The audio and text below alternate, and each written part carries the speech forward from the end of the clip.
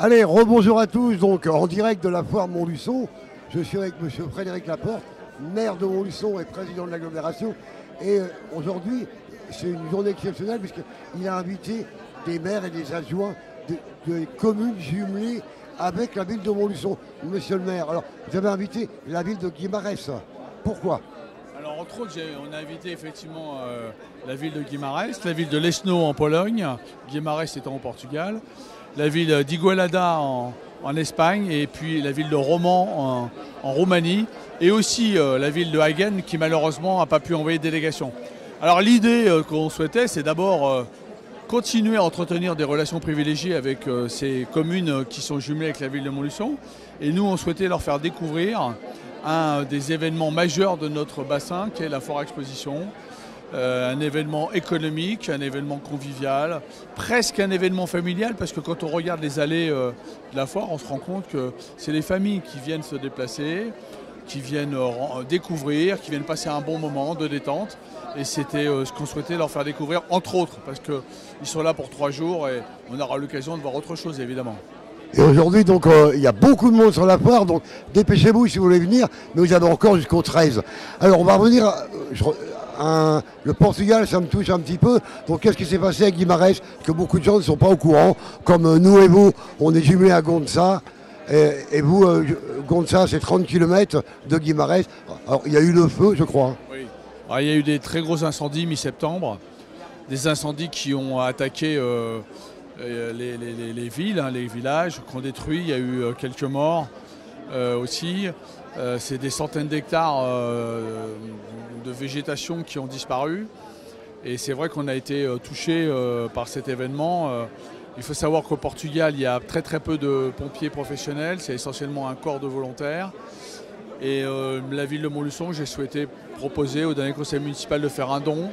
Et puis il y a un certain nombre de collectifs, ou plutôt de collectifs, d'individus plutôt, qui se sont regroupés, soit pour faire des dons financiers aux pompiers comme nous, soit pour envoyer du matériel et puis des produits de première nécessité, pas alimentaires, mais plutôt des soins ou de protection aux populations.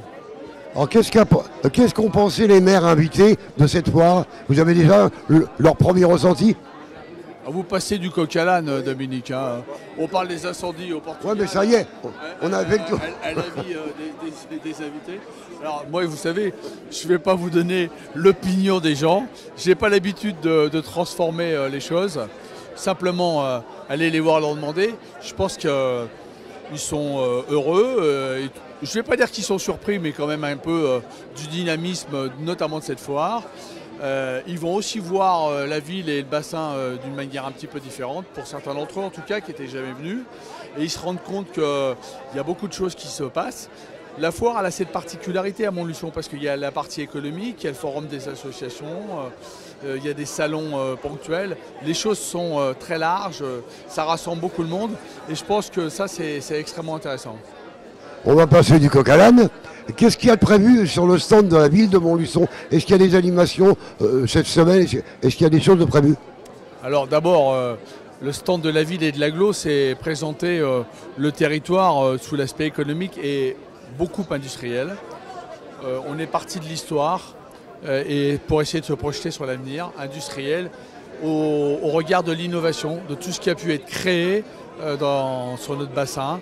Alors évidemment, au niveau des forges, de l'automobile, de la chimie, et puis aujourd'hui, continuer à aller vers l'avant pour mettre en avant aussi effectivement le projet autour du lithium et des batteries lithium. Ce qu'on veut démontrer, c'est qu'on a eu une histoire et on a aussi un avenir, que l'industrie pour nous, elle est essentielle, et que notre objectif, c'est de reconstruire un véritable corps industriel, une structure industrielle avec les emplois qui vont avec. Avant, les usines avaient des centaines, des milliers d'emplois. Aujourd'hui, ça sera moins le cas parce que beaucoup de choses sont automatisées.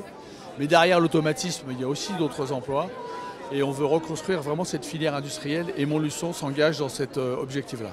Alors, je ne voulais pas en parler du lithium, mais ça en est où le projet? J'ai entendu des échos qu'il y a un peu d'obstruction. On en est où là? Non, il n'y a pas d'obstruction. Il y a des gens qui sont... j'allais dire dogmatiquement contre je ne vais pas faire de politique, ce n'est pas l'objet, mais il y a des gens qui sont systématiquement contre tout ce qui se produit. Il y a des partis politiques notamment.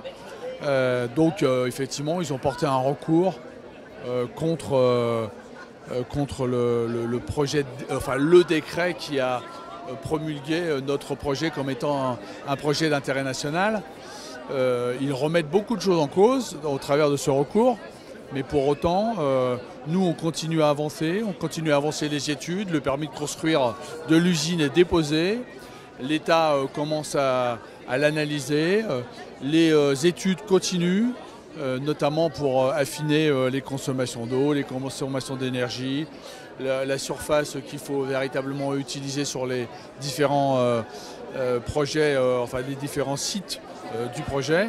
Et tout ça suit son cours avec toujours l'objectif d'avoir une usine qui produise fin 2028, début 2029. Alors, j'ai entendu dire que cette usine va, on va dire, générer environ 1000 emplois. Alors, si c'est vrai, comment font les gens pour se faire recruter? Comment ça se passe? Où envoyer les CV? On va en profiter parce qu'on est en direct, on en profite. Alors d'abord, c'est 1000 emplois sur les 3 sites, objectif 2028. D'accord ? L'essentiel des emplois, pour ne pas dire les 2/3 des emplois, c'est 2028. Donc aujourd'hui, il n'y a pas d'urgence, il n'y a pas de phase de recrutement. Les recrutements qui ont lieu aujourd'hui, c'est plutôt des recrutements de très haut niveau, ingénieurs, communication, recherche. Donc il se passe ici, mais aussi essentiellement au niveau national. Voilà. Les phases de recrutement, elles vont plutôt avoir lieu en fin 2025, début 2026 pour l'usine de préfiguration et mi-2028, fin 2028 pour l'usine de production. Donc aujourd'hui, il n'est pas utile encore d'envoyer des centaines et des centaines de CV. Sinon, il suffit d'aller sur le site d'Imili, sur le site de France Travail, j'ai cherché le terme, et là vous trouverez au fur et à mesure les emplois qui seront disponibles. Merci. Alors, on parle plus de lithium, on va revenir du coq à l'âne, comme dirait le maire. Est-ce qu'on peut discuter avec la maire de Guimarães? Est-ce qu'elle parle français? L'adjoint au maire. L'adjointe au maire de Guimarães parle français. Ah, l'adjointe au maire d'Igualada, qui est juste devant vous, parle français. Alors, on peut la voir? Ah, bien sûr. Puisqu'on est en direct, on en profite. Hein. Bonjour madame. Bonjour. Bonjour. Comment allez-vous? Bien, et vous? On est ravis de vous connaître. Hein. Et bienvenue dans cette belle ville de Montluçon. D'accord. Alors, est-ce que cette fois vous a convenu? Est-ce que cette fois... Un instant, je vais... Ah. Ah.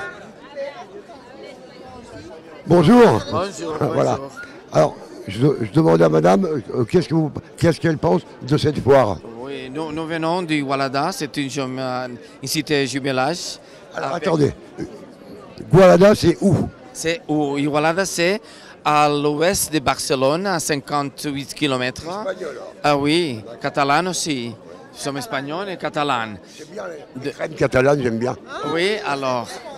Et nous sommes de la mairie, elle est adjointe à la financiation. Et... Je suis en charge de la finance et de l'urbanisme.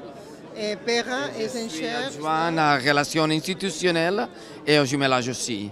Donc vous êtes jumelé avec la ville de Montluçon, là. Vous êtes jumelé avec la ville de Montluçon. Oui, oui, oui. Et c'est la première année que vous venez sur cette foire? Moi, c'est la 4e. Moi, c'est la première fois. Alors vos impressions à vous, ce que vous connaissez, votre impression première? Mon appréciation, vous disiez, oh, bon, c'est très joli.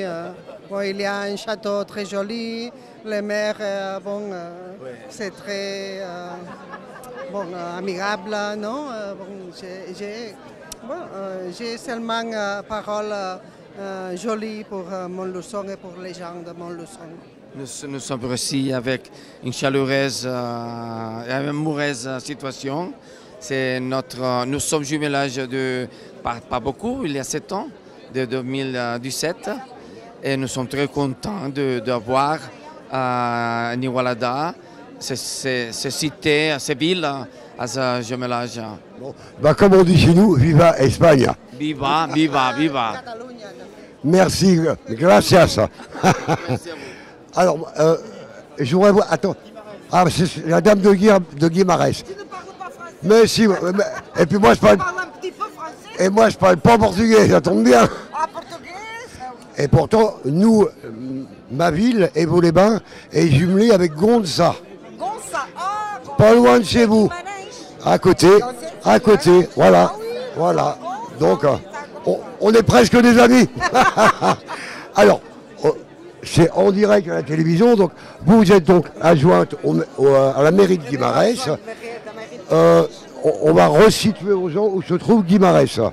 Ouais. Oui, nous sommes jumelés avec Montluçon de 2015. C'est une relation très, très forte parce qu'il a plus de population qu'il y a à Montluçon, qui est de Guimarães, qui est de Rendouf, de Gonça, vous savez. C'est très important pour nous d'être ici, travailler avec Montluçon. Stéphane, il est de Rendouf. Je sais qu'il a plus de personnes de Rendouf à Montluçon qu'à Guimarães. Alors, Stéphane, viens voir. Avec la communication de Stéphane, on a appris que Guimarães a un peu souffert. Donc, expliquez-nous ce qui s'est passé. Il y a eu le feu. Est-ce qu'il y a eu des maisons endommagées? Il y a eu quoi? Casque pour le fogo, tudo. Ah, ok. C'est un problème parce que les altérations climatiques, c'est très difficile.